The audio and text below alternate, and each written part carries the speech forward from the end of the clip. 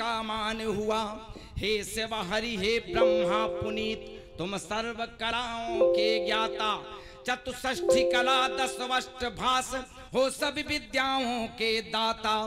तो कण कण के ईश्वर जगदीश्वर अध्यात्म के सम्राट बाप। 68 तीर्थों का वंदन हो जो सच्चे मन से करे जाप।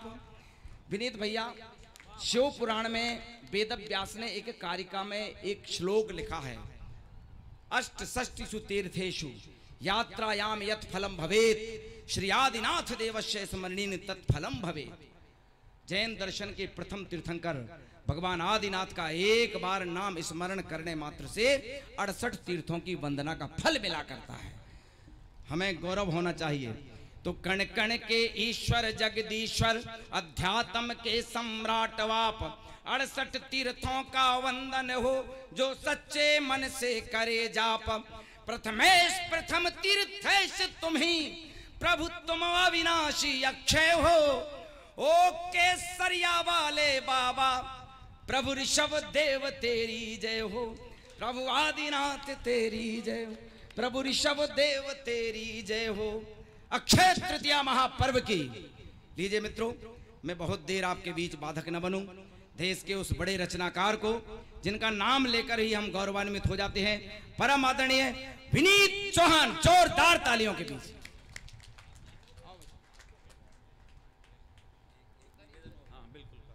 एक निवेदन मैं कवि बंधुओं से कर देना चाहता हूं, गुस्ताखी माफ, अग्रिम क्षमा मांग रहा हूं। ये एक प्रथा सी चल गई है, मेरे कवि से चर्चा आई, भाई आप लोग वाह वाह वाह वाह क्यों करते हो? वाह वाह पब्लिक करती है अगर आपकी कविता में दम है तो। संचालक जब वाह वाह करता है तो किस मतलब की वाह कर रहे हो यार आप? पब्लिक करेगी वाह वाह, पब्लिक बजाएगी ताली, आपकी कविता में दम होना चाहिए। इसलिए इसमें थोड़ा सा विराम रखे तो ज्यादा अच्छा लगेगा। आपने कोई जैनी इतना वीर रस में देखा है कभी? विनीत चौहान कहाँ है? 4 घंटे हो गए बुलाते बुलाते। वो कहाँ है? यहाँ आ जाओ चल करके। अरे मैंने कहा भाई साहब इतना कहना, तू मेरे गुरु का नाम जानता है? मैं कहा नहीं, कोई जैनी रहा होगा। कहना ना, जाट है मेरा गुरु। कौन है? बल, वीर, सिंह, 3 नाम जिसके में जुड़े हों। अब वीर रस का कवि ऊपर से जाट, जिस आदमी का गुरु रहा हो उसका चेला ऐसा ही वीर रस का निकलेगा। एक बार इनके लिए ताली बजाओ, बाकी तो छोड़ो आप। वो एक बार कुछ नहीं था, इन जैसा एक हमारा दामाद आया बैठा हुआ है। असल में कई बातें तो हाँ हम मुझे मालूम है क्या हमारा, अरे ये हमारे पुराने जघन्यतम पिताजी के शिष्यों में से एक शिष्य हैं जो आज तक मेरी छाती पे मूंग दड़ रहे हैं। बस आ जा तू तो, अजी मैं आ जा तू तो, अगली बात बोलने ही नहीं देते मेरे को। कितने दिए थे तेरे को? 51 रुपए, बस उससे ज्यादा दूंगा। अब अगला 52 पकड़ा दे तो मैं क्या कर लूं? खुले लेकर आया 2 का सिक्का जेब में। तो आज के हमारे लिए तो प्रतिष्ठाचार्य इनको समझ रहा हूं मैं, तो बाकी तो सब ठीक है। कुछ और बचाओ तो ताड़ी नहीं बजाओगे, वाह वाह नहीं करोगे और कवि सम्मेलन जमना चाहिए यार, ये चौखी बात है। मतलब ताड़ी बजाओगे नहीं, वाह वाह करोगे नहीं। इनको मैंने सुना नहीं है, फिर भी अच्छे ही होंगे विनीत कह रहा है तो बाकी सब ठीक है। मतलब ऐसी दादागिरी ना देखी मैंने कहीं किसी जैन समाज में। इन आदमी को जाट समाज में जन्म लेना चाहिए था। जैन जाट ऐसे तो एक ही बात है। कुल मिला के आनंद की बात है। बाबूलाल जी हमारे बहुत आदरणीय और आत्मीय हैं। आत्मा जहां मिल जाए वहां भाषाएं संवाद नहीं करती हैं, वहां दिल की यात्राएं संवाद करती हैं। मैं उस आत्मीय संवाद को प्रणाम करता हूं। ये कोई मजाक की बात नहीं। अभी एक समिति ने मुझसे पूछा, काशीपुर में एक बड़ी पत्रिका निकल रही है, हमारे अनेक लोग यहाँ बैठे हैं, कहने लगे विनीत भाई एक संस्मरण हमने सुना है कि तुमने पहला कवि, दद्दू में बिल्कुल सत्य घटना बताऊं, मेरे मोबाइल में रिकॉर्ड है, कहने लगे तुमने पहली कवि सम्मेलन नैनीताल में पढ़ा था और तुम्हें 101 रुपए मिला था, वो संस्मरण भेजो। मैंने कहा नहीं, मैंने पहली कविता तिजारा जी में पढ़ी थी और उस समय मैं कवि था ही नहीं, मैं श्रोताओं में टेप रिकॉर्डर लेकर के सुनने के लिए आया हुआ था। बाबूलाल जी को वहीं से पता लगा ये थोड़ी थोड़ी कविता लिखना है। नीरज जी उस मंच पर थे, कितने बड़े बड़े लोग इस मंच पर, निर्भय हाथरस जी उस मंच पर थे। तो उन्होंने कहा विनीत से कविता पढ़वा दो। और विनीत के पास कुल मिलाकर 1.5 कविता उसमें सुना दी। कहना और सुनाओ, मैं और है ही नहीं, लिखी ही नहीं मैंने तो। उस बात के बाबूलाल जी ने मुझे उस दिन पहली बार 51 रुपए लिफाफे में दिए। आज मेरा पेमेंट 1 लाख है, 75,000 है, लेकिन सच मानिएगा वो 51 रुपए का लिफाफा आज भी मुझे भारी लगता है। उससे बड़ा लिफाफा अभी तक मुझे न अमेरिका में मिला, न यूके में मिला है, न हिंदुस्तान के किसी बड़े मंच पर मिला है। आज इस मंच पर सब हमारे बहुत आदरणीय कवि हैं, लेकिन एक कवि आपके कुनबे का कवि है। उस कवि को एक बार माल्यार्पण का मेरा मन है। प्रवीण भाई से मैं आग्रह करूंगा, वे मेरा छोटा भाई है, आप जरा उसे भी माला पहनाकर उनका सम्मान कर दीजिएगा। हालांकि आज 4 कैमरामैन हैं, 80 स्वागत करवाने वाले हैं और 82 स्वागत करने वाले हैं। उसके अलावा जो 10-20 श्रोता हैं उनको मेरे विशेष प्रणाम हैं कि आप कम से कम उपस्थित हैं। बाकी या तो स्वागत करने आए हुए हैं या करवाने आए हुए हैं। कवियों को मना हो चुका है, ताली नहीं बजानी, वाह वाह करनी नहीं है। आप ताली बजा रही हो, पेमेंट कटेगा आपका, मना कर दिए बाबूलाल जी ने आज। जिस कवि ने ताली बजा दी, विनीत भैया 1 मिनट विराम दो। हाँ। मैंने क्या कहा था? वाह वाह नहीं मैंने करनी। ये कहा था मंच संचालक वाह वाह वाह वाह वाह तो पब्लिक करेगी। हाँ। मैंने कौन सी गलत बात कही है? नहीं, वही आपकी कविता में दम होना चाहिए। Yes. आपको शायद मेरी बात चुभ गई अंदर तक। क्यों? मैं एक निवेदन करूं, ये बात मैंने इसी से पूछी थी, यार तुम बेमतलब की वाह वाह क्यों करते हो? हकीकत भगवान के दरबार में बैठा हूं, मैंने कभी नहीं ये बेमतलब की वाह वाह वाह आप लोग क्यों करते हो? पब्लिक वाह वाह करेगी। बोलो भाई साहब फैशन चल गए हो, मैंने क्या फैशन को यहाँ से विराम दे दो। आज फैशन विराम देके बताएंगे, फिर जो होगा पब्लिक को तालियां बजाने के लिए मनाने क्या है? कवि जहाँ भी सुनो, जहाँ भी आपको अच्छी कविताओं की पंक्ति लगे, हाँ। दिल खोल के दाद दो, जेब से हाथ बाहर निकालो, जेब नहीं कटेगा, ये गारंटी है पद्मावती धाम की। नहीं, जेब में आराम से तालियां बजाइए। जेब में हाथ रखो, कविता अच्छी लगे पैसे निकाल के तुरंत दो। आप ऐसे कोई जेब में से बाहर करने की जरूरत नहीं है। पैसा आज आप चालू करवा दे। ये मतलब सारे काम उल्टे करवा के हम मान और लेंगे। एक बात और बताऊं, मैं आपसे जब फोन पे बात कर रहा था ना, मुझको आपकी आवाज ही नहीं सुनाई दे रही थी, आरती चल रही थी।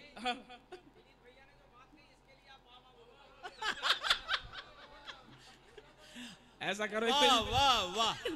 अब इन्होंने नियम तोड़ दिया है, तो अब उस माइक पे जो भी बैठेगा वो वाह वाह कर भाई सकता है। उनका निर्देश है, वो वहाँ चलिएगा, से अध्यादेश ये लागू संवाद करने है, वाले मेरे हिसाब लोग से बैठे हैं। कवि सम्मेलन शुरू करा जाए, वरना इसी उसमें बातचीत में ज्यादा क्रम निकल जाएगा। आइएगा, मैं कोई परिचय नहीं, सीधा कविता को संवाद से शुरू करता हूँ। कविता को सीधा वाणी वंदना से शुरू करता हूँ, बाकी कोई संवाद बहुत ज्यादा हो चुके हैं। मैं छोटी बहन कविता तिवारी को, हमारे घरों में ये परंपरा है कि जब भी पूजा का अर्चना का वक्त आता है तो हम उस थाली को छोटी बेटी के हाथ में दे देते हैं। इस मंच की सबसे छोटी बेटी कविता तिवारी है, मेरी प्यारी भतीजी है। आज देश और दुनिया में ये कविता को परिचय बताने में भूल गए। यदि आपने भुज फिल्म देखी हो, उसके अंदर भी जिसका स्वर गूंजा है, ज्यादातर लोगों के कविताएं या गीत दूसरे के स्वर में गाए जाए, लता जी गाती हैं या कोई अन्य अनुराधा पौंडवाल जी गाती हैं, उसमें इसके गीत स्वर इसके स्वर में हैं। एक्टिंग केवल वो क्या नाम है, सोनाक्षी सिन्हा ने जरूर करी। देखो क्या बात है, हम फिल्म एक्ट्रेस का नाम भूल गए, अपनी भतीजी का नाम नहीं भूले। वो कवित्री यहाँ मौजूद है। मैं चाहता हूँ वो वाणी वंदना शुरू करे, उसके बाद हम संवाद की यात्रा शुरू करेंगे। एक बार आप हाथ खड़े करिए और तालियों में से तब्दील कीजिएगा। आज के कवि संगम शुरू करते हैं। आजा बेटा।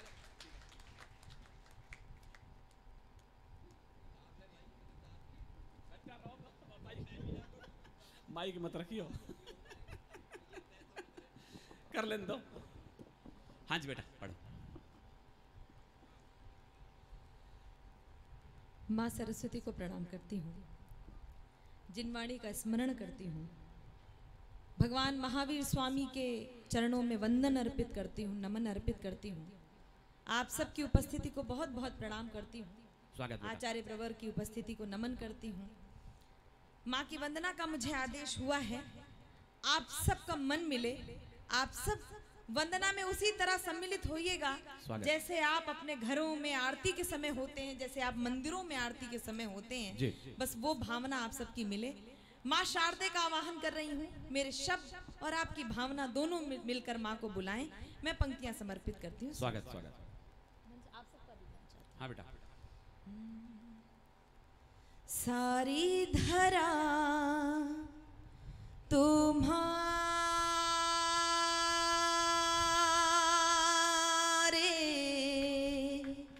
ही गीत गा रही है, सारी धरा तुम्हारे ही गीत गा रही है। ऐसा लगा तू मधुरिम वीणा बजा रही है, ऐसा लगा तू मधुरिम वीणा बजा रही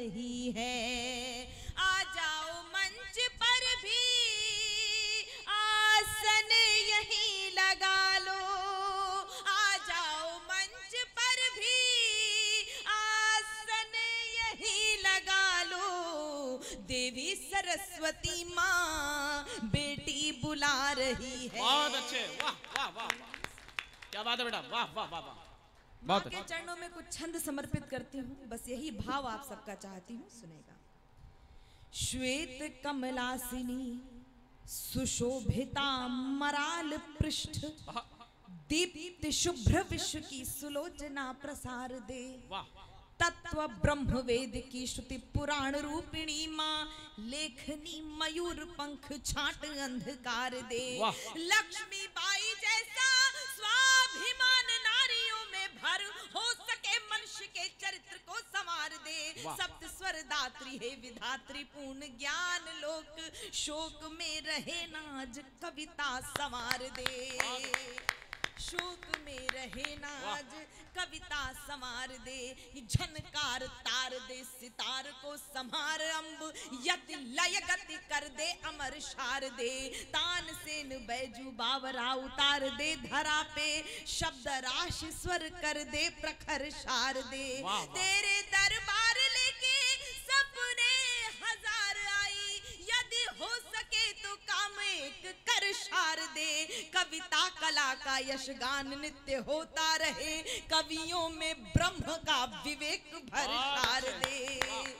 कवियों में ब्रह्म का विवेक भर शार दे, कि कविता के शब्द शब्द में बढ़ा दे देश प्रेम। कविता के शब्द शब्द में बढ़ा दे देश प्रेम। रस व्यंजना प्रवाह शिल्प में बढ़ा दे माँ। उर में जगा दे प्यार, या कि कर दे संहार। किसी तौर धरती पे राम राज ला दे माँ। हंस छोड़ थोड़ी देर दुर्गा का रूप धार, खड्ग की प्रहार का भी रूप दर्शा दे माँ। राष्ट्र को जो मानते हैं, राष्ट्र को जो मानते हैं सिर्फ एक धर्मशाला, ऐसे पापियों के शीश धड़ से उड़ा दे। वाह वाह वाह।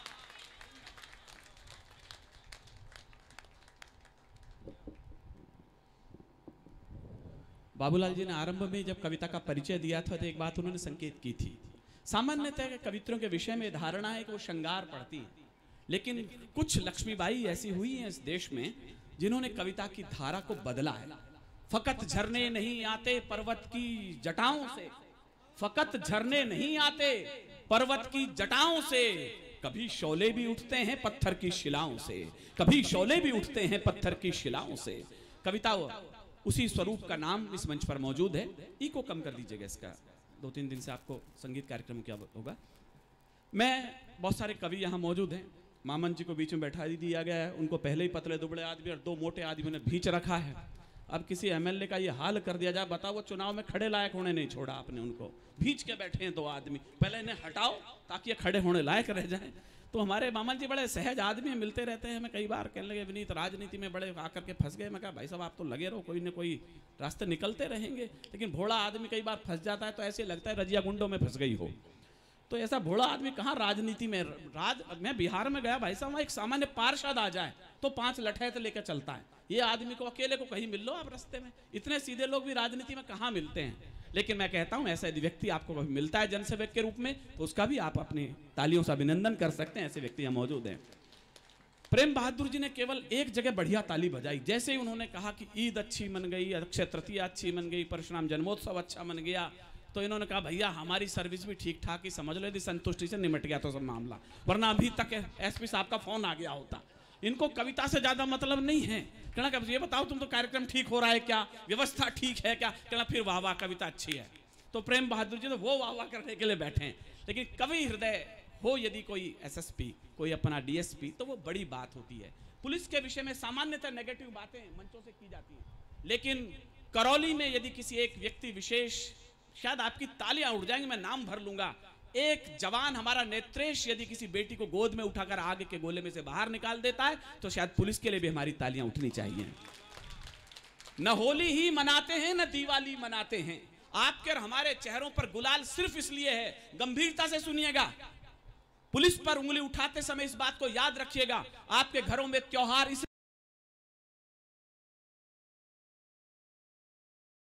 बेटे बेटियों के चेहरे पर गुलाल ये नहीं लगा सकते हैं इनकी वंदनाओं पे हमारे हाथ उठने चाहिए। न होली ही मनाते हैं न दिवाली मनाते हैं, ये अपने फर्ज को हर हाल में पूरा निभाते हैं। और मम्मन जी माफ करिएगा मुझे कहने के लिए, सिफारिश वो तो टेलीफोन पे गुंडों की करते हैं, मगर ये फर्ज की कीमत लहू देकर चुकाते हैं, मगर ये फर्ज की कीमत लहू देकर चुकाते हैं। राजनीति के 100 पहरों के बीच यदि कोई प्रशासनिक कार्यवाही कर दे, अच्छी सर्विस कर दे, ये बड़ी बात होती है। आइएगा, 2.5 वर्ष हो गए हमारे चेहरों पर मुस्कुराहट न मिली, इतने मास्क हमारे चेहरे पर लगा दिए गए कि हम एक दूसरे की मुस्कुराहट देखने को तरस गए। जिसे देखो वही जैन मुनि नजर आता था। मैंने कहा इससे बढ़िया जैन का और क्या प्रचार होता गुरुदेव। जो देखो जो अपना पट्टे लगाए घूम रहा था, बस कलर व्हाइट होना चाहिए उसका। लेकिन ये तो लगी रहा था संपूर्ण जैन समाज पूरे विश्व में व्याप्त हो गया, मतलब बिल क्लिंटन तक जैन मुनि की स्थिति में आ चुका था। इससे बढ़िया और क्या, हम जो कह रहे कोरोना खराब है, कोई खराब नहीं है। जैन धर्म का इससे बढ़िया प्रचार कोई कर नहीं सकता था जितना कोरोना ने कर दिया। इसे कहते हैं नेगेटिव में भी पॉजिटिव दृष्टि ढूंढना। ये हमारे दामाद बैठे हुए हैं, अभी अभी शादी हुई है कविता की, आपको मालूम है कविता की शादी हो गई है। ये दामाद हमारे बैठे हुए हैं सामने। अरे सर बधाई नहीं, बड़ी गड़बड़ हुई कोरोना काल में। रोज लेवर खीर बना दे, खाली है कवि सम्मेलन है नहीं, दामाद घर में पड़ा हुआ, ले खीर बना दिया बेचारा, रोज कब तक खीर खाए। एक दिन खीर खिला रही उसको ये, और वो बैठा बैठा कटूर रहा इसकी तरफ, कहला खीर अच्छी नहीं बनी। क्या अब 4 दिन हो गए, 6 दिन गले तक खीर अटकी पड़ी, वो फिर भी खिला रहा बेचारा, नहीं ठीक बनी है। फिर थोड़ी देर बाद खीर अच्छी नहीं बनी क्या, आखिर दामाद को क्रोध आ गया, कहला खीर क्या खाक बनी है, चावल तो डाले ही नहीं है, केवल दूध ही दूध है। अगली बात पे आपकी ताड़ी उठनी चाहिए। कहला खीर क्या खाक बनी है, चावल ही चावल डाले नहीं है, खाली दूध है। कविता तिवारी ने कहा बेवकूफ आदमी, मास्क तो हटा, डायरेक्ट दूध सूंघ रहा है। तब जाके दामाद को समझ में आई किसी कवित्र से ब्याह करना कितना टेढ़ा काम है। उस दिन का दिन अगला टच उठा के साथ चलता, कहना देवी खीर नहीं खाऊंगा। देखो वाह वाह आई ना, आज बाबूलाल जी ने सही कहा, वाह वाह लोग कर रहे हैं। देखो ये बात है, हमारे सारे लोग यदि वाह वाह कर रहे हैं, समझ लो पेमेंट बढ़ भी सकता है।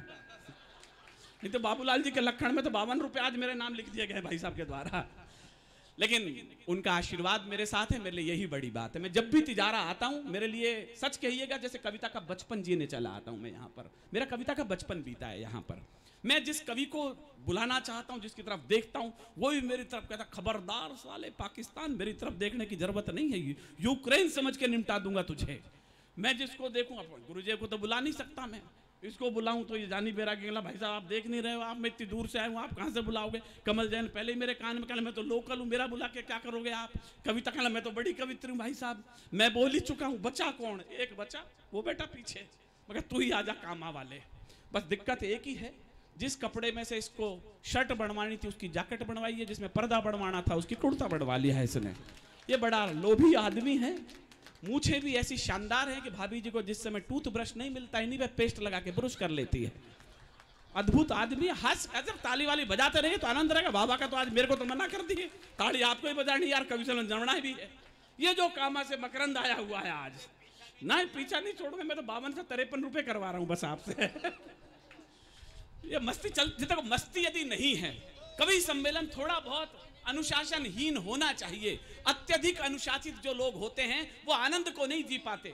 हमारे कई कवि मित्र कहते हैं कुछ लोग सुबह ठीक 6 बजे उठना, 8 बजे सोना, 10 बजे ऐसे लोग जीवन में कभी आनंद नहीं ले पाते।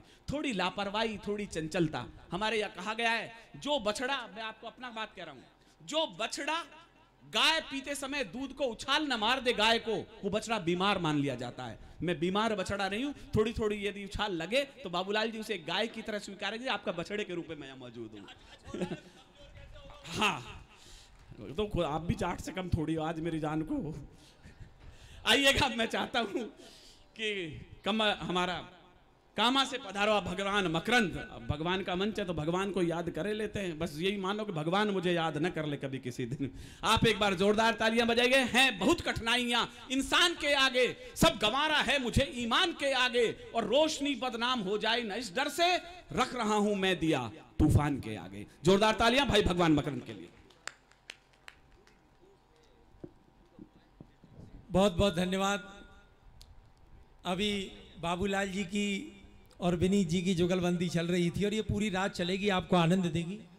यही हमारी मस्ती है साहब कि हम ऐसे जैन समाज के कार्यक्रमों में बैठते हैं और आनंद लेते हैं, हंसते हैं, हंसाते हैं। मैं पूज्य गुरुदेव की उपस्थिति को प्रणाम करता हूं। आप सभी पधारे हुए श्रोताओं को नमन करता हूं और हास्य के लिए मुझे बुलाया गया है, तो मैं अपनी बात यहां से शुरू करता हूं कि हम जो हास्य के कवि लोग हैं वो सामान्य सी बातों में, छोटी छोटी बातों में हंसी निकाल लेते हैं। अभी कोरोना की बात चल रही थी, आप सबने लॉकडाउन झेला, लेकिन साहब हास्य कवि इस कोरोना में से, लॉकडाउन में से भी अगर हंसी निकाल के आपको दे दे तो आपकी तालियां चाहता है। स्वागत। 4 पंक्तियों से मैं शुरू होता हूं और आपको लगे कि कोरोना जैसे नीरस विषय में से भी कोई हास्य का कवि आपकी होठों पर हंसी बिखेर सकता है तो आप तालियां बजाना। लॉकडाउन में क्या हुआ? स्वागत भैया। कि जिन्हें मरने तलक की नहीं थी फुर्सत, मरने के डर से वे फुर्सत में आ गए। अच्छा। जिन्हें मरने तलक की नहीं थी फुर्सत और मरने के डर से वे फुर्सत में आ गए। और बीवी को जो जाने मन जाने जहां बोलते थे, कोरोना से ज्यादा बीवी से वे उकता गए। कोरोना से ज्यादा बीवी से वे उकता गए। और गर्लफ्रेंड की गली में मिलने गए जो कल, उसके ही भाई क्वारंटाइन में बिठा गए। उसके ही भाई क्वारंटाइन में बिठा गए। और तालियां तो अब आपकी आनी चाहिए। उसके ही भाई क्वारंटाइन में बिठा गए। और ब्यूटी पार्लर भिन्न माशूका का बुरा हाल, गोरे गोरे मुखड़े पे दाढ़ी मूछ आ गए। गोरे गोरे मुखड़े पे दाढ़ी मूछ आ गए। और एक बात और हुई साहब, कोरोना में अखबार आता था रोजाना। आप ध्यान करना, कोरोना के लॉकडाउन में अखबार आता था और अखबार में रोजाना राशिफल छपता था। और राशिफल वाले तो वही राशिफल छाप देते थे। मैंने गौर किया साहब उस राशिफल पे, तो आप वहां से हास्य देखिए कि राशि में लिखा था, राशि में लिखा था, हाथ पीले होंगे जल्दी ही। वाह। हाथों में वे सैनिटाइजर को लगा रहे। राशि में लिखा था, हाथ पीले होंगे जल्दी ही। हाथों में वे सैनिटाइजर को लगा रहे। और राशि में लिखा था, मान सम्मान होगा खूब, डंडे पड़ रहे पिछवाड़े को सुझा रहे। डंडे पड़। और साहब ये 2 पंक्तियां आपके सामने रखी। और अभी बाबूलाल जी, मैं आपसे क्षमा चाहते हुए, एक कानून की जो स्थिति आजकल चल रही है साहब, आप देखिए 20-20 साल 30-30 साल मुकदमे चलते हैं, कोई निर्णय नहीं हो पाता। अब इस स्थिति को एक हास्य कवि ने किस तरह से देखा, 4 पंक्तियों के माध्यम से हास्य देखिए कि 60 साल के दादा को देख के यू जज बोला, लड़की को छेड़ते हो शर्म नहीं खाई है। 60 साल के दादा को देख के यूं जज बोला, और लड़की को छेड़ते हो शर्म नहीं खाई है। और इतनी उम्र और ऐसे हैं तुम्हारे काम, और बुढ़ापे में देखो कैसी बुद्धि भरमाई है। और दादा बोला 30 साल पहला है हमारा केस। तालियां आपको चाहिए कि दादा बोला 30 साल पहला है हमारा केस, और तारीख भुगत रहे सजा नहीं पाई है। और अपने नाती के संग आया हूं तारीख पे मैं, जिसे छेड़ा वो भी नातनी के संग आई है। जिसे छेड़ा वो भी नातनी के संग। और अंतिम 4 पंक्तियां देता हूं, फिर आपके सामने एक हास्य का गीत पढ़ूंगा। अभी चुनाव होके चुके साहब, एमएलए साहब, तो चुनावों पर एक व्यंग्य देखिए 4 पंक्तियों के माध्यम से कवि किस तरह अपनी बात कहता है। हाँ जी। कि मतदान केंद्र पे लगी थी लंबी लंबी लाइन। आप सोच नहीं सकते कहां से बात निकाल के लाया हूं। कि मतदान केंद्र पे लगी थी लंबी लंबी लाइन, और आधे घंटे से न कोई बाहर को आ रहा। और पूछा तो समझ पाया, वोट डालने जो आया, और ईवीएम के समक्ष घूर कर खड़ा रहा। ईवीएम के समक्ष घूर कर खड़ा रहा। अरे मैंने पूछा क्यों रे भाई, कौन सी समस्या आई?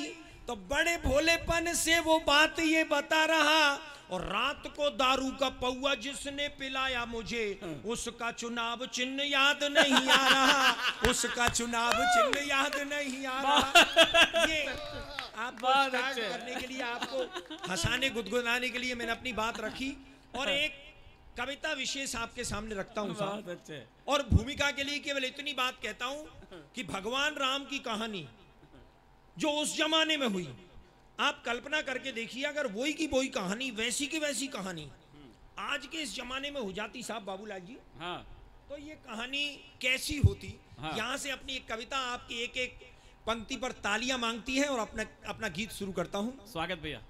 कि भला हुआ जो राम कहानी हाँ। हो गई समय पुराने में, लेने के देने पड़ जाते जो होती नए जमाने में, लेने के देने पड़ जाते जो होती नए जमाने में। अब आप सुनना कि यदि वो राम की कहानी इस जमाने में होती तो लेने के देने कैसे पड़ जाते? हाँ। लेने के देने पड़ जाते जो होती नए जमाने में, कि केवट से राम जो चरण धुलवाते आज, तो मायावती दलितों का अपमान मानती। वाह, यहाँ आपकी तालियां उठनी चाहिए। बढ़िया बात है, अच्छी बात है। कि केवट से राम, अरे केवट से राम जो चरण धुलवाते आज, तो मायावती दलितों का अपमान मानती। और सूर्पणखा की जो नाक काट लेते लक्ष्मण, ममता जरूर नया आंदोलन ठानती, ममता जरूर नया आंदोलन ठानती। और सोने का हिरन राम जी जो मार देते आज, तो पशु अत्याचार इसे मेनका बखानती, पशु अत्याचार इसे मेनका बखानती। और तालियां तो आप जल्दी बजा गई, तालियों की बात तो अब आ रही है। पशु अत्याचार इसे मेनका बखानती। और बिना पासपोर्ट वीजा लंका जाते हनुमान, श्रीलंका सरकार केस नया तानती, श्रीलंका सरकार केस नया तानती। और बजरंगी चक्कर खा जाते पासपोर्ट बनवाने में, भला हुआ जो राम कहानी हो गई समय पुराने में। और क्या होता सब कि रावण को 6 माह कांख में दबाता बाली, हाँ। तो मानवाधिकारों का हनन इसे मानते। क्या बात है। रावण को 6 माह कांख में दबाता बाली, तो मानवाधिकारों का हनन इसे मानते। और बूटी के लिए पहाड़ ले आते जो हनुमान, हिमालय के बासी एक नई रार ठानते। और रावण विभीषण में लात मारता जो आज, तो चुनावों में झंडे वो विरोध वाले तानते। और अब आपकी तालियां चाहता हूं। चुनावों में झंडे वो विरोध वाले तानते। और रावण के 10 शीश आज यदि होते यार, कटिंग के नाई 10 गुना धन मांगते, कटिंग के नाई 10 गुना धन मांगते। 1000 रुपया लगते कटिंग सेव करवाने में, भला हुआ जो राम कहानी हो गई समय पुराने में। और क्या होता सब कि शिव का धनुष टूटने से जो बवाल होता, और फेविकॉल उसे मजबूत जोड़ डालता। और आपकी सबसे धुआंधार तालियां इस पंक्ति पर चाहिए कि शिव का धनुष टूटने से जो बवाल होता, और फेविकॉल उसे मजबूत जोड़ डालता। और रावण जोगी का वेश खुद क्यों बनाता आज, आसाराम से अनेकों जोगी नहीं पालता। रावण जोगी का वेश खुद क्यों बनाता आज, आसाराम से अनेकों जोगी नहीं पालता। और सीता जी की खोज की दिशा को जानने के लिए वो बूढ़ा जामवंत नेट गूगल खंगालता, बूढ़ा जामवंत नेट गूगल खंगालता।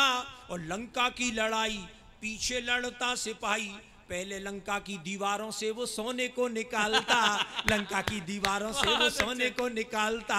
और स्विस बैंक में बंदर जुटते सोना जमा कराने में, भला हुआ जो राम कहानी हो गई समय पुराने में। और अंतिम स्पर्श, जिस बात को कहने के लिए पूरा गीत लिखा गया, मैं कहना क्या चाहता हूं कि राम की कहानी, अरे राम की कहानी यदि आज दोहराई जाती, तो भाई भाई में ये बैर भाव नहीं होता।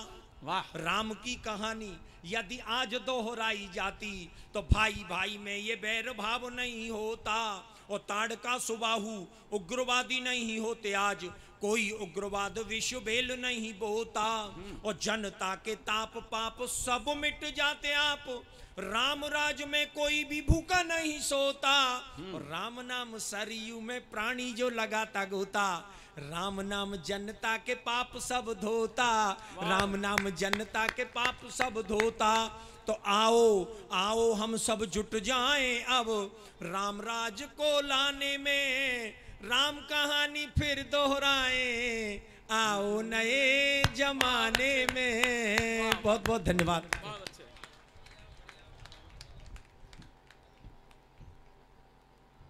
राम कहानी का एक संक्षिप्त वर्णन भाई भगवान मकरंद कर गए हैं। मैं तेजस्विनी जी मेरी एसपी हमारे अलवर विभाग में, तो मैं उनसे कई बार पूछता हूँ, मैडम मान लो आपके यहाँ कोई कांस्टेबल, कोई ऑफिसर कोई अपराध कर दे तो आप उसको सजा क्या देती हैं? कहने कुछ नहीं लग करते, उसके कवि सम्मेलन में ड्यूटी लगा देते हैं हम। कहने सुन अपराध भर। और मैं कहने लगा मान लो कवि कोई कर दे गड़बड़, तो कहना फिर हम अपने अधिकारी को कवि बना के वहाँ भेज देते हैं।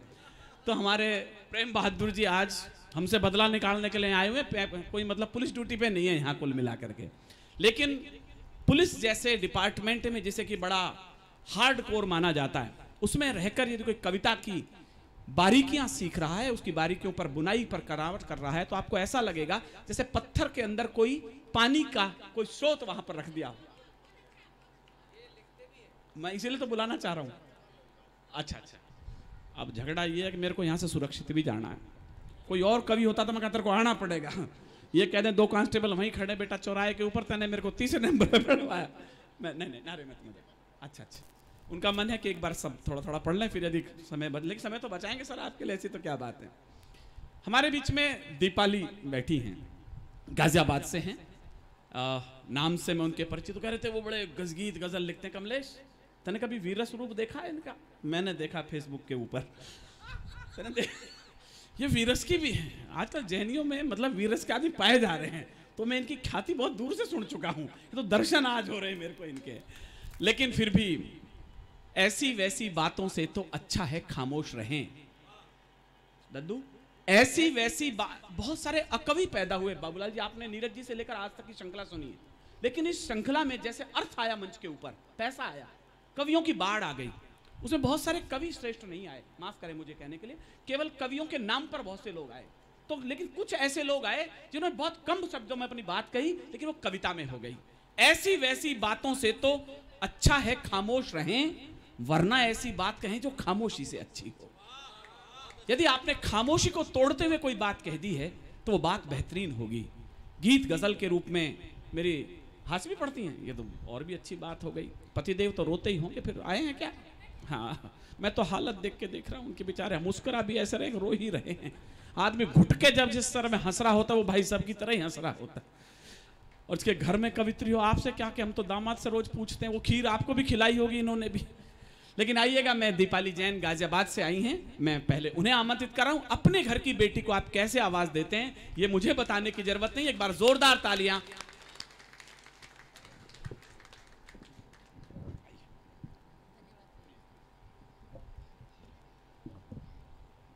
जी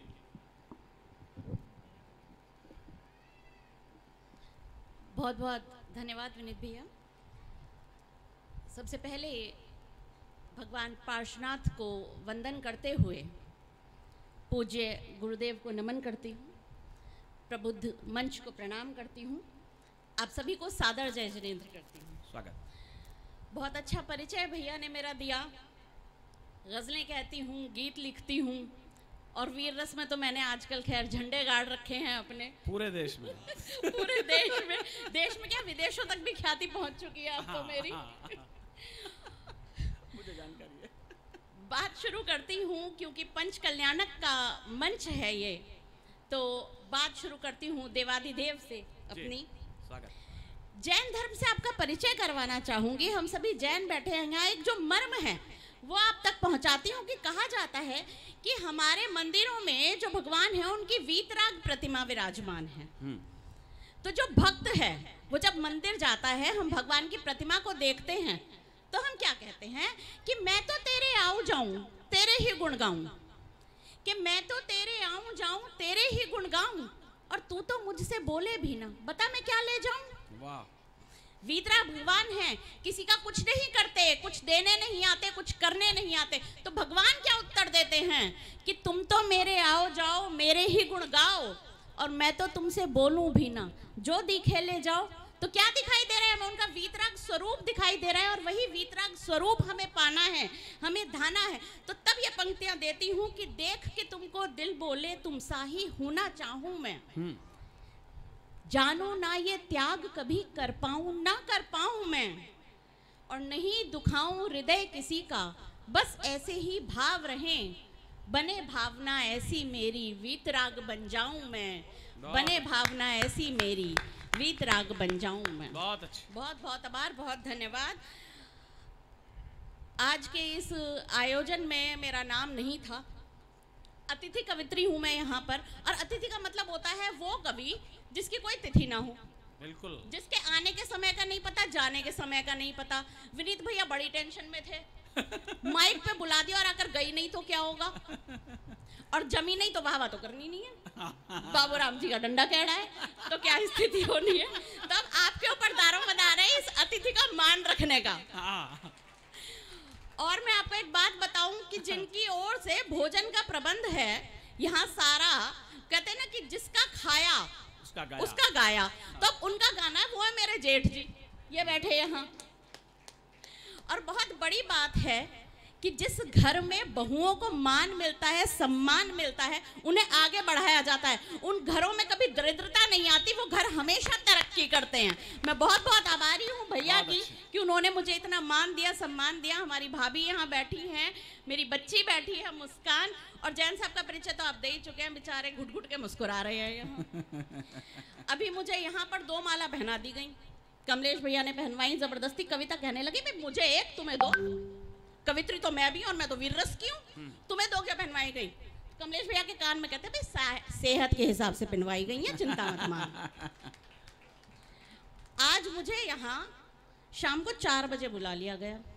विन भैया आप तो बहुत देर से आए, आपको पता नहीं है। जी। मुझे 4 बजे यहाँ बुला लिया और बुलाकर कहते हैं सीधा मंच पर चली आना। मैंने कहा ठीक है, मैं आ गई। आने के बाद कहते हैं यहाँ इस सोफे पे बैठ जाओ, मैं यहाँ बैठ गई। उसके बाद कहते हैं इस सोफे पे बैठ जाओ, मैं यहाँ भी बैठ गई। मगरन जी सही बताऊं, इन्होंने मुझे सारे सोफों पर घुमाया जी। मैंने कहा ठीक है मैं सब कुछ कर रही हूँ, ये बताइए आप मुझसे ये ड्रामा करवा क्यों रहे हैं। कहते हैं कुछ नहीं, पहली बार इतना सेहतमंद आदमी आ रहा है, चेक कर रहे थे मंच कहीं से हल्का तो नहीं पड़ रहा। और मैं आपको सही बताऊं, मैं बचपन से ऐसी नहीं थी। जब मैं पैदा हुई इतनी कमजोर थी, वो कहा जाता है ना कुपोषित। वो टीवी में ऐड देखते होंगे आप, ये है रामू कुपोषण का शिकार है, इसके लिए ये करें वो करें, बिल्कुल उस टाइप की थी। जब पैदा हुई थी डॉक्टरों को दिखाई नहीं दी थी कि क्या हुआ है। फिर एक नर्स आई, उसने हाथ में नमक लेके ऐसे नमक छिड़का तो कुछ सरसराता हुआ सा लगा, तब पता चला कि मैं अवतरित हुई हूँ। और जो ये मेरी सेहत है ये भी समूही कविता की देन है।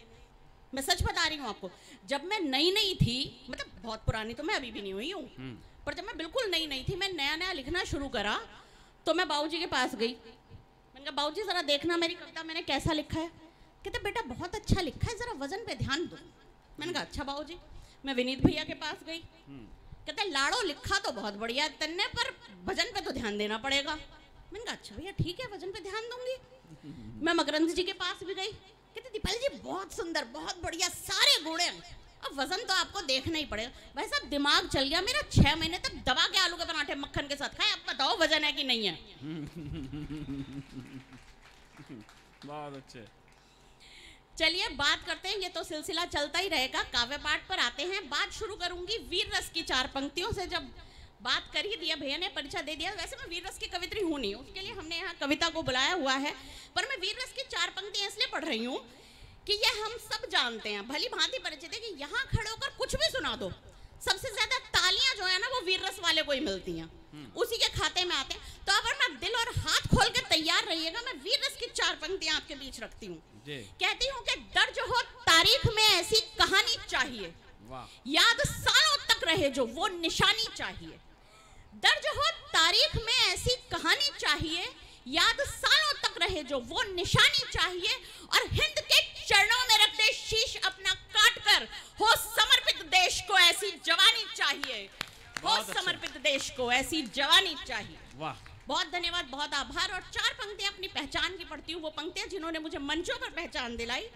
कहती हूँ कि जिस भी सांचे में ढालोगे ढल जाऊंगी, वाह, जिस भी सांचे में ढालोगे ढल जाऊंगी, कोई मिट्टी नहीं हूं जो गल जाऊंगी। जिस भी सांचे में ढालोगे ढल जाऊंगी, कोई मिट्टी नहीं हूँ जो गल जाऊंगी, और मेरे वादे पर, मेरे वादे पे विश्वास कर साहिबा, क्या मैं सरकार हूँ जो बदल जाऊंगी।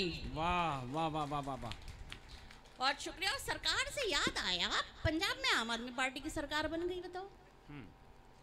और जब केजरीवाल जी ने भगवंत मान जी को कहा कि भाई मैं पंजाब में तुम्हें सीएम बनाना चाहता हूँ, भगवंत मान जी बहुत घबरा गए। कहते मैं कतई ना बनूं सीएम। बोले क्यों, क्या दिक्कत है? बोले ऐसा है, आम आदमी पार्टी से सीएम बनने के बाद पड़ती बहुत है। केजरीवाल बोले नहीं नहीं ऐसा कुछ नहीं है, वो तो बस 2-4 बार। कहते 2 बार की 4 बार? कहते सच सच बता दो कितनी बार पड़ी है। तो जो केजरीवाल जी ने उत्तर दिया वो आपके बीच में रखती हूँ। हास्य व्यंग्य की पंक्तियां हैं, आनंद लीजिएगा, आनंद से सुनिएगा। कहते हैं कि मत पूछो कितनी बार पड़ा, एक गाल पे 100-100 बार पड़ा। मत पूछो कितनी बार पड़ा, एक गाल पे 100-100 बार पड़ा, और इस टीवी की ऐसी तैसी रिप्ले में बारंबार पड़ा। बहुत अच्छे, बहुत अच्छे। अच्छा, मान जी तैयार हो गए, बन गए सीएम। अब सीएम बनते के साथ ही केजरीवाल जी टेंशन में आ गए। मेरे पास फोन आया एक दिन, फोन करके कहते हैं हेलो मैं केजरीवाल बोल रहा हूँ, दीपाली मैं बहुत परेशान हूँ, क्या करूँ कुछ समझ नहीं आ रहा। मैंने कहा क्या हो गया बताइए मुझे। कहते हैं ऐसा है, मान को मैंने बनवा तो दिया है सीएम, पर बड़ी टेंशन है मुझे एक बात की।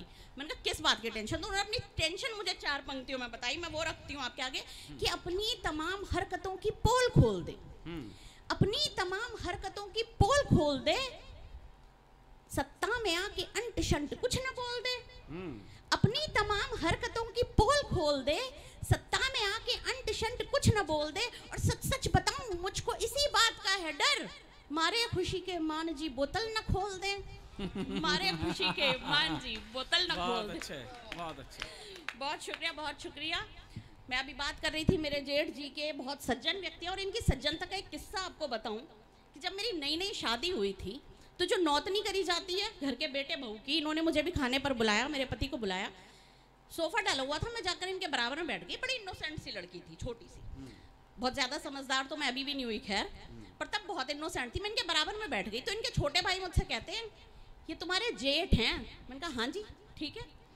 फिर बोले ये जेठ हैं तुम्हारे? मैंने कहा हाँ हाँ मैं समझ गई। कहते ये जेठ हैं। मैंने कहा तो क्या करूं? तो भैया का बड़प्पन ये था कि मेरे सिर पर हाथ रख के कहते हैं ये बालक है, इसे कुछ ना पता कि जेठ के पास कैसे बैठना है, धीरे धीरे समझ जाएगी। तो ये होता है बड़ों का बड़प्पन, और वो बड़प्पन आज तक हमारे दिल में इनके लिए इज्जत बनाए हुए कि इनका आदेश हम सर माथे पर लेकर चलते हैं। लेकिन मैं आपको बताऊं, हर व्यक्ति जो दिखने में सज्जन होता है जरूरी नहीं है वो सचमुच सज्जन हो भी। भीतर से कौन कैसा है कुछ नहीं पता। जैसे हमारे कमलेश बसंत जी सबसे सज्जन व्यक्ति, तिजारा के आदमी है यहाँ के, पर मैं बताऊँ आपको बता रही हूँ भीतर से कौन कैसा है कुछ नहीं पता। एक बार क्या हुआ, मैं और कमलेश जी एक कार्यक्रम से वापस आ रहे थे, विनीत भैया, रात के तकरीबन 11 बज रहे होंगे। देखो कमलेश जी के नाम पर उनकी आपके भीतर की बात सुनने को कितने आतुर बैठे हैं लोग। हम कार्यक्रम से वापस आ रहे थे, रात के 11 बजने, ये फोन पर लगे हुए हैं। 11:30 बज गए, 12 बज गए, 1:30 बज गया, फोन पे लगे पड़े हैं। इनका फोन रखा, मैंने कहा किससे बात कर रहे थे? कहते बीवी से बात कर रहा था। मैंने कहा घर में नहीं करते क्या? बोले मैंने कब कहा अपनी से कर रहा हूं। अब मैं वही आपसे कह रही हूँ, भीतर से कौन कैसा है कुछ नहीं पता। हम यहाँ आए, मैंने कमलेश भैया से कहा, मैंने कहा भैया आपको कुछ याद है जब हम 8वीं में थे हमारी कक्षा में एक कविता हुआ करती थी, बड़ी मस्त थी। मैं ये कविता नहीं, मैं कविता की बात कर रही हूँ कि हमारी कक्षा में एक कविता हुआ करती थी, बड़ी मस्त थी, आपको कुछ याद है? तो कहते जब मैं 8वीं में था मेरी कक्षा में तो 2 कविता थी, कविता शर्मा और कविता गुप्ता, और बाइकॉट दोनों बड़ी मस्त थी। अब वही बात मैंने आपको बताया ना, भीतर से कौन कैसा है कुछ नहीं पता। आज जब मेरे पास पंकज भैया का फोन आया कि दीपाली कार्यक्रम में आना है, गुरुदेव ने मुझसे बात करी, उसके 15 मिनट बाद कमलेश भैया का फोन आया था। फोन करके मुझसे कहते हैं दीपाली श्रृंगार पढ़ना, प्रेम प्यार की बात करना। मैं सच बताऊं आपको, मैंने पूरे 10 मिनट इनके बारे में सोचा, मैंने कहा ऐसे लगते तो नहीं है, पर फिर वही बात, भीतर से कौन कैसा है क्या पता जी, थे तो आसाराम भी बापू।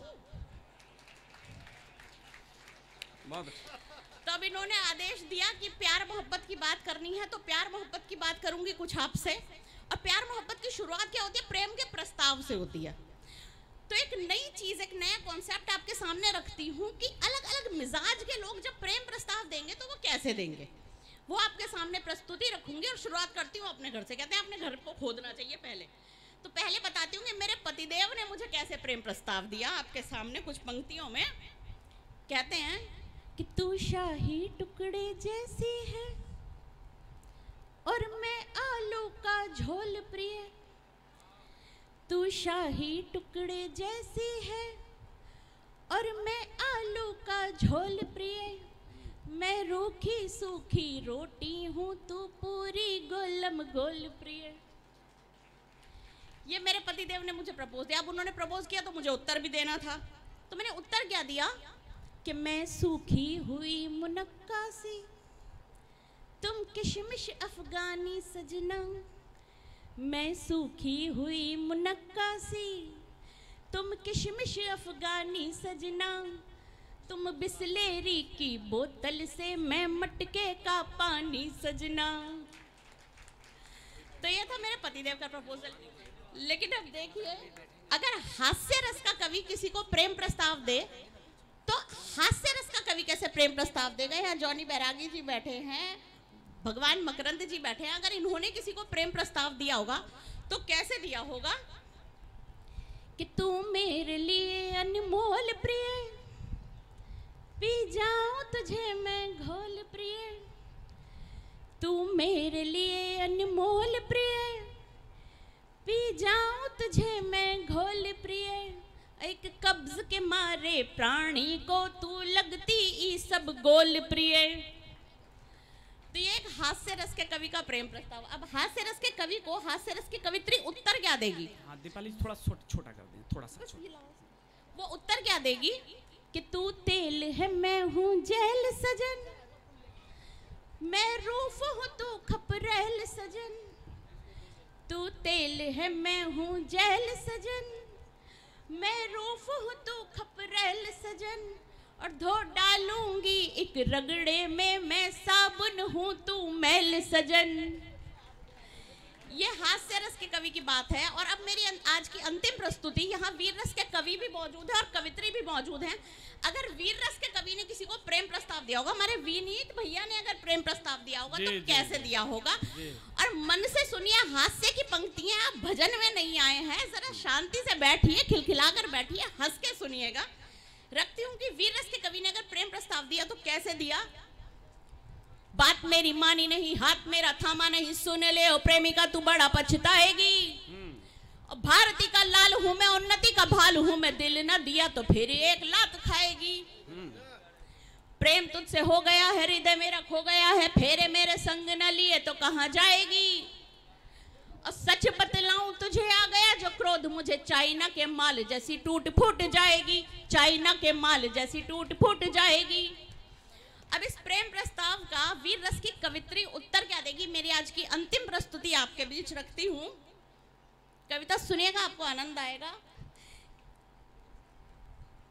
हमारे आदरणीय नीचे की ओर प्रस्थान कर रहे हैं।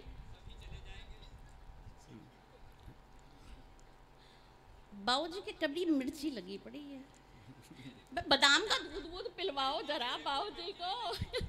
मेरी अंतिम प्रस्तुति रखती हूँ आपके बीच में कि वीर रस की कवित्री इसका उत्तर क्या देगी कि सर तेरा फूट जाए, टांग तेरी टूट जाए, मातृशक्ति लाके तुझे ऐसा कुटवाऊंगी। अब वंदे मातरम गाए जाऊंगी मैं बिना रुके और हर ताल पर तुझे पिटवाऊंगी। मुझसे तो छोड़ किसी से भी ना हो ब्याह तेरा, भारती के लाल तुझे ऐसा सुतवाऊंगी। कि मुझसे तो छोड़ किसी से भी ना हो ब्याह तेरा, भारती के लाल तुझे ऐसा सुतवाऊंगी। और 8-10 साल बाद बालकों के ब्याह में सुन ले ओ प्रेमी तुझसे भात भरवाऊंगी, सुन ले ओ प्रेमी तुझसे भात भरवाऊंगी, सुन ले ओ प्रेमी तुझसे भात भरवाऊंगी। आइएगा, मैं इस कवि संघ के मंच को एक मोड़ दे रहा हूं। दो कवि इस मंच पर बहुत महत्वपूर्ण हैं, कविता तिवारी और जानी बैरागी। ये दोनों इस सफलता की गारंटी होते हैं कि जिस भी कवि सम्मेलन पर ये हैं, ये मान लिया जाता है कि वो कवि सम्मेलन सफलतम कवि सम्मेलन में गिना जाएगा। मैं भी दोनों से पशोपेश में हूं कि इन दोनों से मैं किसे बुलाऊं, लेकिन वक्त की ज़रूरत जो आ पड़ी ये कविता, वो मुझे तुम्हारी आवश्यकता आ गई है, क्योंकि बाकी के सारे क्रम के बाद एक हमारे हालांकि जरूरत तो जानी बैरागी की है हास्य रस की यहाँ पर, लेकिन हास्य रस हमारे पास कम है थोड़ा सा।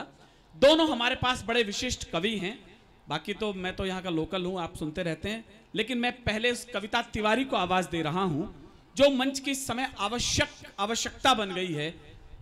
5 मिनट में यदि कविता तस्वीर न बदल दे किसी हॉल की तो उसका फिर नाम कैसे कविता तिवारी हुआ। मैं लंबी चौड़ी भूमिकाएं उन कवियों के लिए कहता हूं जिनके नीचे कोई भूमि न हो, जिसके नीचे स्वयं भूमि मौजूद हो, जो आकाश तक अंबर तकुटी हो, उसका नाम डॉक्टर कविता तिवारी है। लखनऊ से हमारे बीच में आई हैं और पिछले 15 वर्षों में यदि इस देश को एक महत्वपूर्ण नाम कोई मिला है तो उसका नाम कविता तिवारी है। शौर्य पारावार को आवाज देता हूं, क्रांति अपरंपार को आवाज देता हूं, राष्ट्र की अक्षुण्णता पर दृष्टि टेढ़ी है, फिर अनल के ज्वार को आवाज देता हूं। अलवर में तो पहली बार आ चुकी है, ये भतीजी है मेरी, अलवर कवि से उन्होंने आ चुकी है। तिजारा जी पहली बार आई है, और पहली बार कोई बेटी यदि आपके आंगन में आई है तो तिजारा कंजूसी नहीं करता, ये मैं जानता हूं, ये मेरी अपनी जमीन है। एक बार तालियां आप मेरी गारंटी बजाएंगे, बाकी कविता बजवा लेगी, ये गारंटी मैं आपको दे रहा हूं।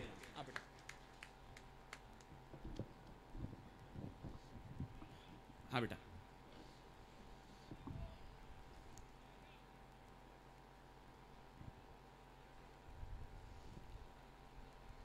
घास वाली रोटियों को खा के स्वाभिमान रखा। मैं सीधे सीधे कविता इसलिए पढ़ रही हूँ कि आप थोड़ा सा चहल पहल हो गई है, शायद आपका ध्यान फिर से इस मंच तक आ जाए। मैं निवेदन कर रही हूँ जो सिर्फ कविता सुनने बैठे हों तो उनका आनंद यहाँ तक पहुँचे, यात्रा करे वो यहाँ तक, क्योंकि ये भगवान महावीर का मंच है, पंच कल्याणक का मंच है, ये आनंद की ब्रह्मानंद तक की यात्रा कराता है। इसलिए आपसे निवेदन कर रही हूँ, सुने। स्वागत। घास वाली रोटियों को खा के स्वाभिमान रखा, जैसे तैसे उम्र भले काटी धन्य हो गई। वाह। परतंत्रता की बेड़ियों को शौर से नकार, रण बांकुरों की परिपाटी धन्य हो गई। उस शूरवीर ने रचा जो इतिहास श्रेष्ठ, राम कृष्ण नानक की माटी धन्य हो गई, राम कृष्ण नानक की माटी धन्य हो गई। चेतक की टाप पड़ते ही युद्ध भूमि पर पावन पुनीत हल्दी घाटी धन्य हो गई। बहुत अच्छे कविता, जिंदाबाद। वाह वाह वाह वाह। बहुत आभार आप सबका। मैं कुछ और पढ़ने की मानसिकता में आई थी, लेकिन कुछ हास परिहास आप सबके बीच भी आ गया था, तो मैं चाह रही थी कि चाचा कह रहे थे कि थोड़ा अनुशासन भंग भी होना चाहिए, लेकिन मुझे ऐसा लगता है कि आप भी सही कह रहे थे, लेकिन वो उमंग उत्साह अनुशासनहीनता में ना बदल जाए, मैं इसलिए चाह रही थी, और आपका ध्यान कविता से भटक ना जाए, बस ये मंच का प्रयास है। कुछ विशेष पंक्तियां जो मुझे लगता है कि मेरा कर्तव्य भी है, मैं आप तक पहुंचाऊं और आप सबका आशीर्वाद मुझे मिले।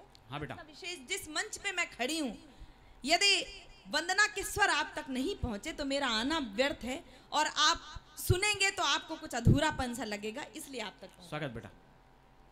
थोड़ी देर वंदना का समय मुझे दे दीजिएगा, सुने। अश्रु तो विश्व का प्रणेता है। वाह। अश्रु करुणा को आधार माना जाता है, इसलिए कह रही हूं। अश्रु तो विश्व का प्रणेता है, सत्य की नाव दान खेता है। जिस जगह है क्षमा दया करुणा, जैन मंदिर दिखाई देता है। भाई बढ़िया बात है। जैन मंदिर दिखाई देता है, अपनी झोली कुआओं हम भर ले, सारी दुनिया की पीर को हर ले। जिनका गुणगान हर दिशा में है, उन महावीर का भजन कर ले, उन महावीर का भजन कर ले। और 4 पंक्तियां आप तक पहुंचाती हूँ। संतों की उपस्थिति हो, और कुछ लोग, देश के कुछ लोग यदि हमारी संत परंपरा को कलंकित करें, उंगली उठाएं, तो आप सबकी ओर से क्या जवाब जाना चाहिए, क्या उत्तर जाना चाहिए। आप बहुत कम लोग रह गए, लेकिन मुझे लगता है कि घनत्व महत्वपूर्ण है। मुझे लगता है कि बल, आप सबका मनोबल मुझे मिलेगा। मैं पंक्तियां समर्पित करती हूँ, सुनेगा। स्वागत बेटा। शुचिता क्षमा दया करुणा की नदिया में ही बहते हैं। क्या बात है। शुचिता क्षमा दया करुणा की नदिया में ही बहते हैं, जिसके एक एक अक्षर में महावीर जी रहते हैं। वाह वाह, बहुत अच्छा, सब यदि मोबाइल रख देंगे तो बड़ी बहुत अच्छा, वाह वाह। पंक्तियां समर्पित कर रही हूँ, सुनिएगा। शुचिता क्षमा दया करुणा की नदियां में ही बहते हैं, जिसके एक एक अक्षर में महावीर जी रहते हैं। पल भर उच्चारण करने से शूल फूल में बदल गए, मंत्रों के सिरमौर मंत्र को नमोकार सब कहते हैं।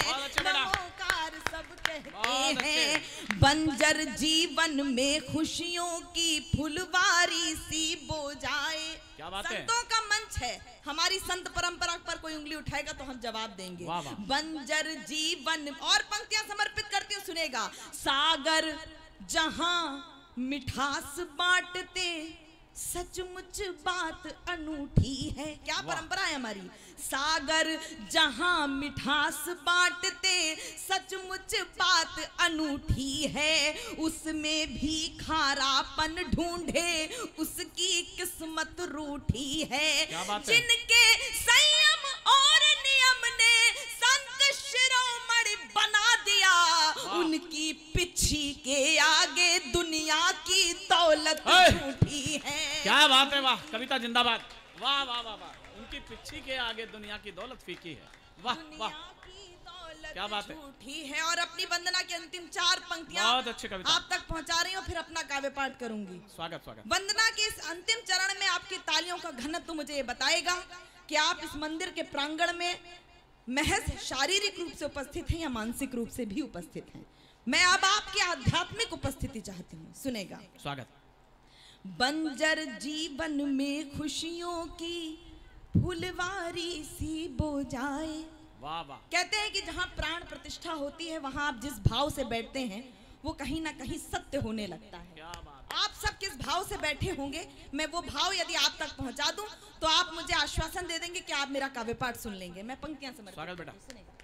बंजर जीवन में खुशियों की फुलवारी सी बोझाए, आशा की वर्षा हो निश दिन, घोर निराशा खो जाए।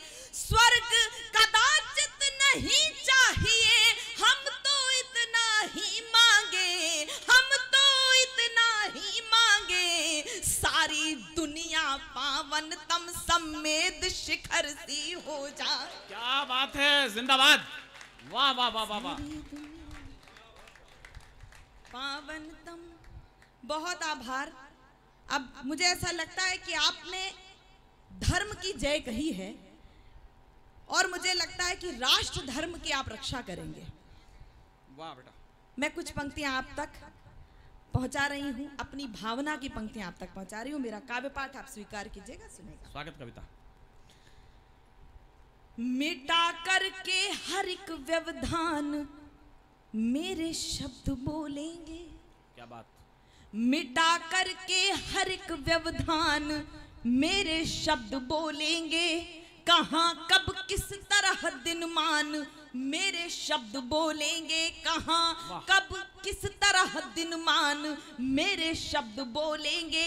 ये नश्वर तन वतन के वास्ते चाहे चला जाए, मैं कविता हूँ मेरी पहचान मेरे शब्द बोलेंगे। बहुत अच्छे, जिंदाबाद बेटा।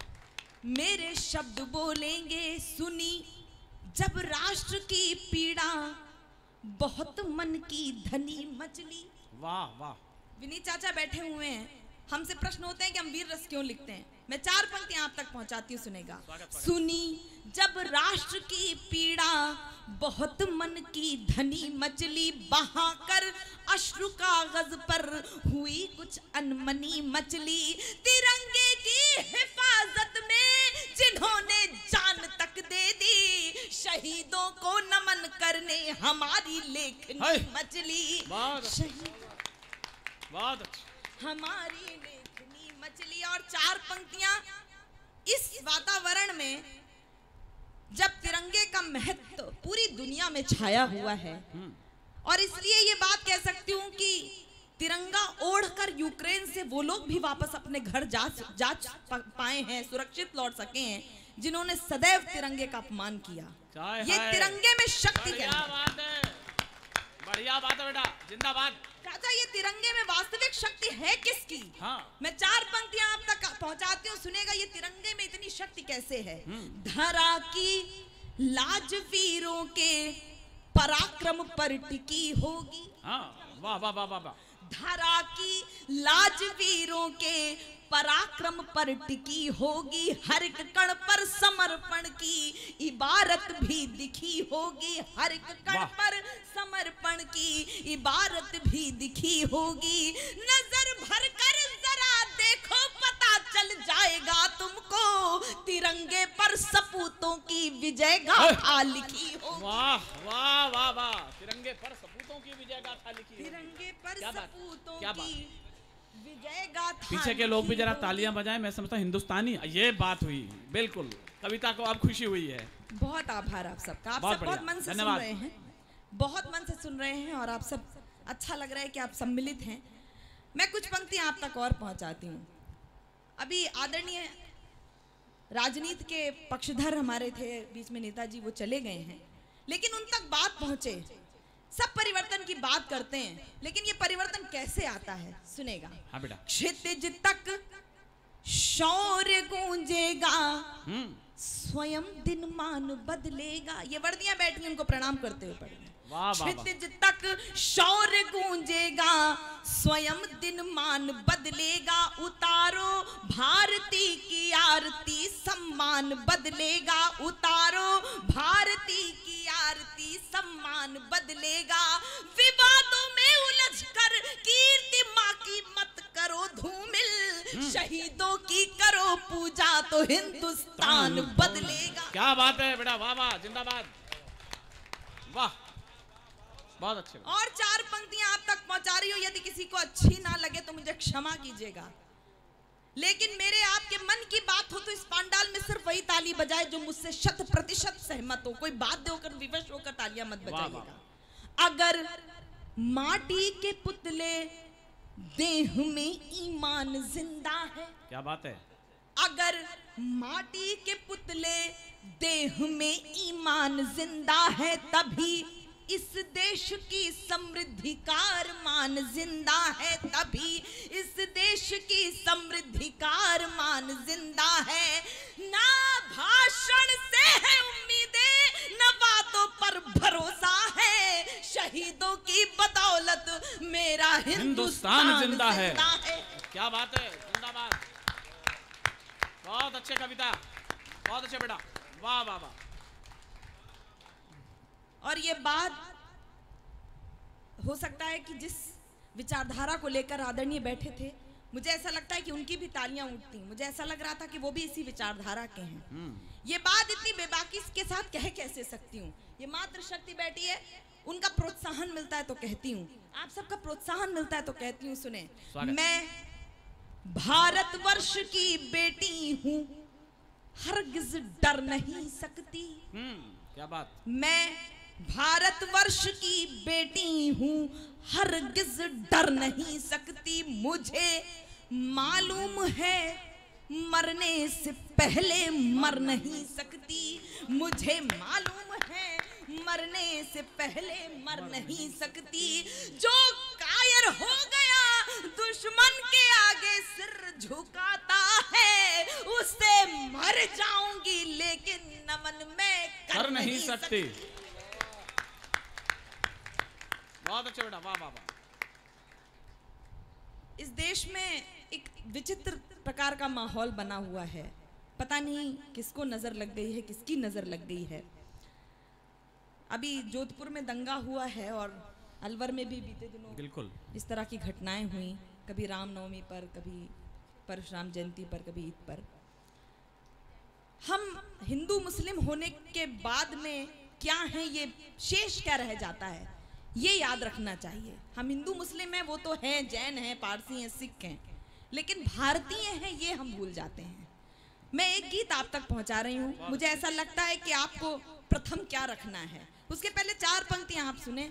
मुझे आप सबका आशीर्वाद मिले। सुने। स्वागत बेटा। कोई जर्रा नहीं ऐसा जहां पर रब नहीं होता, वाह। कोई जर्रा नहीं ऐसा जहां पर रब नहीं होता, लड़ाई वे ही करते हैं जिन्हें मतलब नहीं होता, लड़ाई वे ही करते हैं जिन्हें मतलब नहीं होता। ओ मंदिर और मस्जिद के लिए दीवानगी वालों, वतन से बढ़ के दुनिया में कोई मजहब नहीं होता। जिंदाबाद कविता, वाह वाह बेटा, वाह वाह, जिंदाबाद, शानदार बेटा, शानदार। और 4 पंक्तियां इसलिए कह रही हूँ कि बहुत सारे लोग ऐसे भी हैं देश में, बहुत सारे के जो बहुत बड़े बड़े पदों पर रहे, तब तक उन्हें अपना धर्म याद नहीं आया, जैसे ही पद से हटे उन्हें अपना धर्म याद आने लगता है। मैं 4 पंक्तियां आप तक पहुंचाती हूँ कि इस माहौल में भी यदि कोई ये कह रहा है कि फला धर्म फला देश चला जाए और कोई यहाँ रह जाए, ये देश है किसका? मैं 4 पंक्तियां आप तक बहुत सलीके से बात पहुंचा रही हूँ, सुनेगा। पृथक हर धर्म होता है, ये देश किसका है? पृथक हर धर्म होता है, पृथक परिवेश होता है। वाह। पृथक हर धर्म होता है, पृथक परिवेश होता है, पृथकता में रहे मिलजुल के यह उद्देश्य होता है। जहां रहते हो हिंदू और मुस्लिम सिख ईसाई, जो समझे देश को अपना उसी का देश होता है, उसी का देश होता है। वाह वाह वाह वाह वाह वाह। एक गीत आप तक पहुंचा रही हूँ, आपने किसी माध्यम से सुना भी नहीं होगा वो गीत। मुझे ऐसा लगता है कि ये गीत आज के दिन, आज की इस परिस्थिति में बहुत प्रासंगिक भी है। मैं वो गीत आप तक पहुंचा रही हूँ, बस वो गीत आपकी ऊर्जा चाहता है। स्वागत स्वागत। ईश्वर को खुश करने का अंदाज निराला होता है। क्या बात। ईश्वर को खुश करने का अंदाज निराला होता है, उसकी चाहत में मनुष्य अक्सर मत वाला होता है। कहीं प्रतीक मानकर आसन पूजा का बन जाता तो कहीं चर्च गुरुद्वारा मस्जिद और शिवाला होता है। हमने मृगछाला बाघंबर और लंगोटी देखी है, प्रेयर की टाई देखी है, दाढ़ी चोटी देखी है। चढ़ते रहे चढ़ावे लेकिन नियत ज्यों की त्यों देखी, उदर पूर्ति के कारण कटती बोटी बोटी देखी है, उदर पूर्ति के बोटी बोटी देखी है, उदर पूर्ति के कारण कटती बोटी बोटी देखी है। इसीलिए तो कहती हूँ खुद से खुद की पहचान करो, इसीलिए तो कहती हूँ खुद से खुद की पहचान करो। पहले समझो राष्ट्र धर्म, फिर पूजा और अजान करो।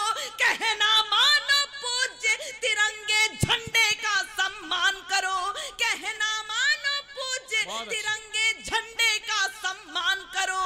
भारतवासी हो तो भारत माता का जयगान करो। बहुत अच्छे कविता। हाँ। माता का जयगान करो। बहुत अच्छे। संस्कार की पुरवाई है पश्चिम का संगीत नहीं। वाह। हम कोई ब्रिटिशर्स नहीं हैं जो हम शासन करेंगे मतभेद करके। संस्कार की पुरवाई है पश्चिम का संगीत नहीं, देश बांटने वाला कोई हो सकता है मीत नहीं। बालकाल में सिंहों के दांतों को गिनते हैं बालक, और अटल व्रत सावित्री हमसे होती भयभीत नहीं। हमने पावनता सीखी है बाइबल वेद पुराणों से, पीर फकीरों ऋषियों मुनियों गुरु ग्रंथों के ज्ञानों से। हमको कायर बुज़दिल समझे ये उसकी नादानी है, छुई मुई की पौध नहीं हम लड़ते हैं चट्टानों से, छुई मुई की पौध नहीं हम लड़ते हैं चट्टानों से। गंगा यमुना अमृत जैसी नदियों में स्नान करो, गंगा यमुना अमृत जैसी नदियों में स्नान करो। देवी और देवता माता पिता घरों में भान करो, इस माटी में दबे हुए पुरखे हैं उनका ध्यान करो। भारतवासी हो तो भारत माता का जयगान करो। बहुत अच्छे, बहुत अच्छे, भारत माता। बहुत अच्छे। गीत का अंतिम बंद प्रस्तुत करती हूँ, सुनेगा। स्वागत। कोई है बेहद गरीब तो कोई है धनवान यहाँ, कोई है बेहद गरीब तो कोई है धनवान यहाँ, अक्सर वेश बदल कर फिरते रहते हैं हैवान यहाँ। लहू लुहान गली चौबारा हो जाता जिसकी खातिर, मंदिर मस्जिद कभी न लड़ते लड़ता है इंसान यहाँ। मंदिर मस्जिद कभी न लड़ते लड़ता है इंसान यहाँ। दुर्ग गिरा दो कायरता के शुरू शीघ्र अभियान करो, दुर्ग गिरा दो कायरता के शुरू शीघ्र अभियान करो। धरती माता के कण कण को युग युग का वरदान करो। बस स्वदेश के लिए हमेशा, बस स्वदेश के लिए हमेशा अर्पित तन मन प्राण करो। भारतवासी हो तो भारत माता का जयगान करो। बहुत अच्छा। भारत माता का जयगान करो। एक कविता विशेष जिसका मुझे कविता मेरा मन है वो जो भुज फिल्म में तुम्हारा जो गीत है उसे सुना दीजिएगा, ज्यादा बेहतर होगा, जो फिल्म में आपका आ गया। मुझे एक कविता विशेष का आदेश भी है और मुझे लगता है कि तिजारा में पहली बार आई हूँ और जिस मन से आपने सुना है, चाचा कह रहे थे कि बेटी पहली बार आती है तो जिस रूप में आप उसका सम्मान करते हैं, चाचा मुझे ऐसा लगा कि मैं पहली बार तो आई हूँ, ये तो उनको भान है, लेकिन ऐसा मुझे प्रतीत हुआ कि जैसे विवाह के बाद बेटी मायके पहली बार आती है। बढ़िया बात है कविता, वाह वाह वाह। बिल्कुल वही लाड प्यार आप सबने दिया है। वाह वाह वाह। ये आपका विशाल हृदय है, सहृदयता है। मैं एक गीत, मुझे मेरे चाचा का भी आदेश है और ये महत्वपूर्ण नहीं है कि वो उसने फिल्म की यात्रा की, महत्वपूर्ण यह है कि फिल्म की यात्रा करने से पहले वो आप सबके हृदय तक यात्रा कर चुकी थी, उसके बाद ही वो वहां तक गई है। आप सबका इतना आशीर्वाद उस कविता को सदैव मिला है। मैं आज आपको प्रत्यक्ष रूप से वो कविता सुना रही हूँ, या यूं कह लूं कि मेरा ये सौभाग्य जागृत हुआ है कि मैं प्रत्यक्ष रूप से आपका आशीर्वाद लेने आई हूँ। इस कविता पर मैं पंक्तियां समर्पित कर रही हूँ और सिर्फ इतनी भूमिका है इस कविता के लिए कि मैं अपनी भाषा को पूरे गर्व के साथ गाती हूँ और ऐसा मानती हूँ कि जब आप अपनी भाषा को गर्व के साथ बोलते हैं तो पूरी दुनिया उसे गर्व के साथ सुनती है, क्योंकि भाषा शर्म का नहीं गर्व का विषय होती है। पूरे गर्व से आप अपनी भाषा बोलिए, पूरी दुनिया सुनने के लिए खड़ी है। बस इसी उम्मीद के साथ एक वंदना की पंक्तियां आप तक समर्पित कर रही हूँ। स्वागत बेटा, स्वागत स्वागत। आभारी हूँ आप सबकी। सुनेगा। हे ईश्वर मालिक हे दाता, हे ईश्वर मालिक हे दाता, हे जगत नियंता दीन बंधु, हे परमेश्वर प्रभु, हे भगवन, हे प्रतिपालक, हे दया सिंधु, सच्चिदानंद घट घटवासी, हे पुण्य राशि करुणावतार, हे विघ्न हरण मंगल मूरत, हे शक्ति रूप, हे गुणागार। सभ्यता यशस्वी हो जाए, मानवता का फैले प्रकाश, सब दिव्य दृष्टि के पोषक हों, कर दो कुदृष्टि का सर्वनाश। इतिहास इतिहास गढ़े जाए प्रतिपल, पृष्ठों में अकलंकता रहे, सज्जनता का अनुशीलन हो, मानव को पथ का पता रहे। हर एक बालिका विदुषी हो, हर बालक नीति निधान रहे, फहराए तिरंगा अंबर तक, माँ का धानी परिधान रहे। कविता चाहेगी धरती पर, कविता चाहेगी धरती पर, संस्कृतियों का सम्मान रहे। जब तक सूरज चंदा चमके तब तक ये हिंदुस्तान। वाह, बहुत अच्छे, बहुत अच्छे कविता, जिंदाबाद, वाह वाह वाह। तब तक ये हिंदुस्तान सुपुनीता होकर मनोवृत्ति। आचार्य प्रवर चले गए, क्या भाषा है, वरना मुझे बहुत आशीर्वाद उनका भी मिलता। मैं पंक्तियां समर्पित कर रही हूँ। कोरोना काल आया, हम सब ने, कुछ लोगों ने मानवता दिखाई, बस ईश्वर का यही प्रसाद है। मैं पंक्तियां समर्पित कर रही हूँ, सुनेगा। स्वागत। सुपुनीता होकर मनोवृत्ति उत्तुंग शिखर स्पर्श करे, गुण श्रेष्ठ प्रस्फुटित हो इतने, सम्यक हो क्रांति विमर्श करे, उत्फुल्ल रहे हर एक व्यक्ति पर परम सरलता बनी रहे, शब्दों की अपनी गरिमा हो अविराम तरलता बनी रहे। हे त्रिभुवन के पथुन नायक, उस आपदा में आपने किससे मांगा? आपने इनसे मांगा। हे त्रिभुवन के पथु नायक, आपदा प्रबंधन के स्वामी, हम विनत भाव कर बद्ध खड़े हैं, सर्वेश्वर अंतर्यामी। हे नाथ सनात करो सबको, जन जन हो जाए निर्विकार, विप्लवी घोष विध्वंस मिटे, खोलो सबके हित मोक्ष द्वार, नित नव किस लाए विकसित प्रसून, अति स्वर्णिम सुखद विहान रहे, भ्रमरों का जिस पर झूम झूम अनुगुंजित मधुरम गान रहे। आरती भारती की उतरे, आरती भारती की उतरे, अर्पित तन मन धन प्राण रहे, जब तक सूरज चंदा चमके तब तक ये। वाह वाह वाह वाह, बहुत अच्छा बेटा, जिंदाबाद, बहुत अच्छा। अंतिम पंक्तियां आपके अपने इष्ट को समर्पित करती हूँ। आपके जो इष्ट हो उनका ध्यान लगाइएगा।